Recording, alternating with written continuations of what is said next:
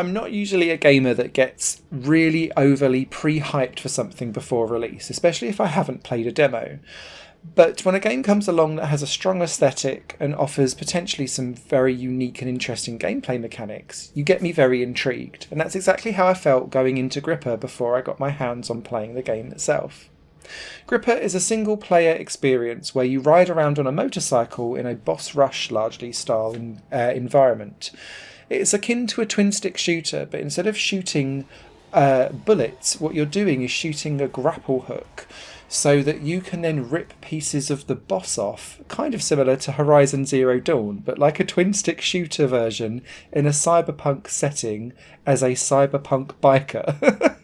There's a heavy, synth wave soundtrack going on. There's a real Akira-esque vibe with the graphics and the stylization of this game, and it absolutely nails everything except for the gameplay, which I found to be scream-worthy, screen-shaky-worthy, and just pure hellish frustration to play. And I want to explain why. This game, Gripper, is split into two very distinct sections. Section 1 is like very akin to a rhythmic tunnel-based dodge 'em up game, where you have to avoid various different things, a bit like Race to the Sun, Thumper, those kind of games. Now, the issue that I have with this specific area is that what gets thrown in front of you is done very, very quickly with very little room for manoeuvre, and so it's more about memorization rather than actual skill. But the secondary problem with this is that the camera and where your bike is placed doesn't really help you with collision detection, and so quite often you just drive into things you think you've passed and it will say that you've hit it. And in other areas, quite often things will purposefully change at the very last minute without giving you enough time to actually avoid anything, and so you kind of go, that's frustrating. And it's almost like it's out of its way to cheat you out of health. If you fail the tunnel stage, you go back to the beginning and have to go again. But that was kind of the least of my worries. The main issues occur in the main bulk of the game, which is when you arrive at the arena bosses at the end. Each boss has its own very specific mechanic, and it doesn't really telegraph it very well what it is that you're supposed to do. So for the first 5, 10, 15 minutes sometimes for each boss, you're wandering around trying to work out how on earth you damage the blimmin' thing. However, eventually you'll stumble across something, either by luck or by judgment, and then you'll be able to work out what it is that you're supposed to do to at least kick off the initial boss fight. But there's several issues with Gripper that make it very difficult to understand what's worthy of trying out and doing. Your main attack is a grapple hook, and the idea usually with bosses is to try and stun them using the environment, so that you can then go in and grapple and try and pull off some of their wheels, or maybe one of their guns, or one of their legs, something like that, so that they're more incapacitated, and then that starts off the next section of the boss battle. The problem with this is that after you've done it the first time, each boss is then so overblown and overpowered that it no longer becomes viable to go in and use your grapple hook to rip off other pieces of the boss, because your health is being diminished by mines being thrown at you or additional enemies running at you and exploding, and you can't get away from that. And so it lets you, or it forces you to resort to some of your secondary attacks, which have the tiniest bit of damage to it. So you end up elongating out boss battles to start off thinking that you're going to go down one gameplay mechanic, but you end up going down the other. The other issue is firmly in this grapple hook mechanic, because although you're supposed to, with your right analog stick, rotate it around so that you're aiming where you want it to go, it's not very precise. And so if you've got several things in the vague 10-degree radius of something, it will just pick whatever it fancies, and quite often it's not what you were going for. The grapple hook then drags you into a mine or an enemy that's about to explode, or a line of fire or a laser. And so you lose health that way, and it feels beyond your control, and it feels really poorly optimized, and just it's more collateral damage to make the game harder than what it really should be because it's undefined and unresponsive.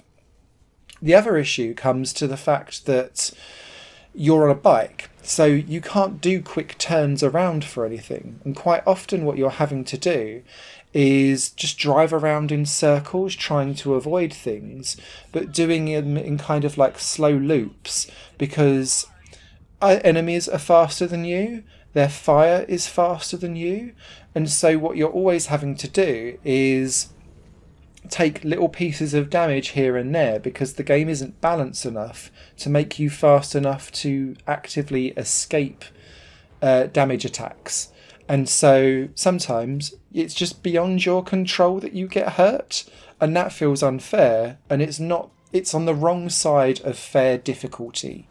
I don't mind a game being hard, I do mind when it feels unfair, particularly when the controls are really quite floaty, the collision detection is very ropey, and what counts as damage, and particularly what counts as a health regeneration, just seems to be arbitrary. You can pick up the same health upgrade 4 times and get 4 very different results as to what it is that it upgrades, and they all look the same size to me and look no different.